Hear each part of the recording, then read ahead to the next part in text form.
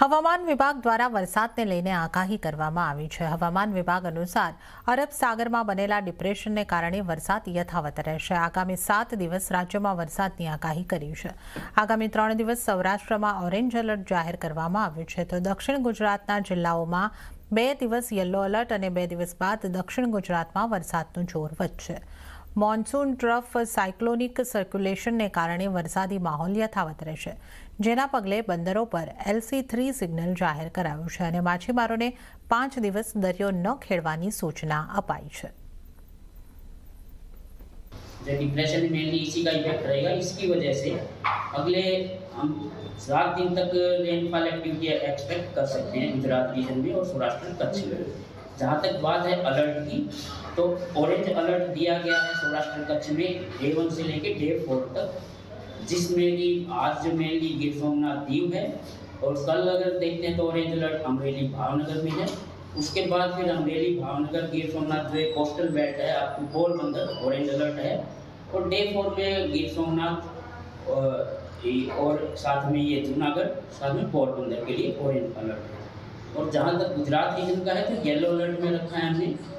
Day 1 में जो coastal districts हैं जिसमें बारूद से लेके बारूद, सूरत, नवसारी, वलसाड, दमन और दादरा नगर हवेली ये हैं। डे 2 में भी इसी एरिया के आसपास हैवी रेन की एक्टिविटी है येलो अलर्ट के साथ, और साथ में तापी डाम भी एक्सपेक्टेड है डे 2 में। डे 3 डे 4 में थोड़ा सा साउथ गुजरात कम्प्लीटली एक्सपेक्टेड है कि हैवी रेन आइसोलेटेड प्लेसेस पे। ત્યારે જ મંગળવારે પણ માવઠાએ દસ્તક દેતા ખેતરો જળમગ્ન થયા। ગીર સોમનાથથી લઈને દક્ષિણ ગુજરાતમાં વરસાદી માહોલ સર્જાયો।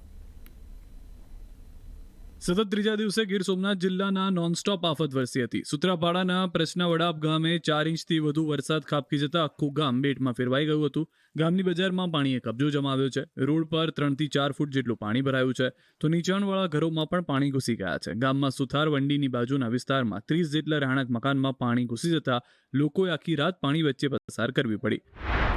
તો અમરેલીના રાજુલાના ચાંચ બંદર ગામના રોડ પાણીમાં ડૂબી ગયો, ત્યારે પુલ પરથી ધસમસતા પાણીના પ્રવાહ વચ્ચેથી એક બાઇક ચાલક પસાર થયો, પરંતુ પાણીનો તેજ પ્રવાહમાં બાઇક ચાલકે સંતુલન ગુમાવતા બાઇક તણાયું હતું। ત્યારે સ્થાનિકોએ દોડી આવી ચાલકની શોધખોળ કરી બચાવી લીધો હતો।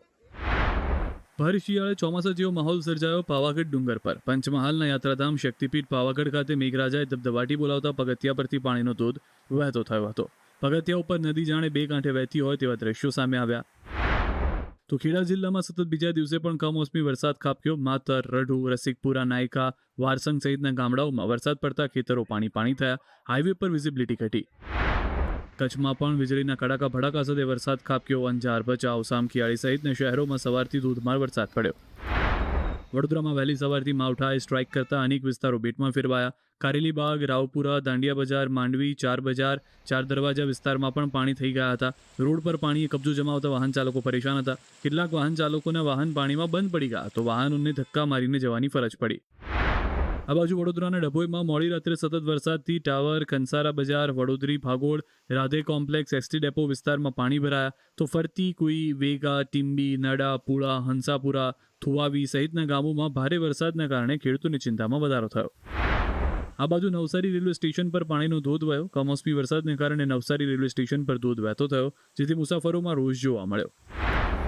દેવભૂમિ દ્વારકાના ખંભાળિયા તાલુકામાં કમોસમી વરસાદ વરસ્યો। ધોધમાર વરસાદથી માર્ગો પર નદી જેવા દ્રશ્યો સર્જાયા। નગર ગેટ, જોધપુર ગેટ, સોની બજાર અને રામનાથ સોસાયટી સહિતના માર્ગો પર પાણી ફરી વળ્યા। કમોસમી વરસાદથી ખેડૂતોની ચિંતામાં વધારો થયો।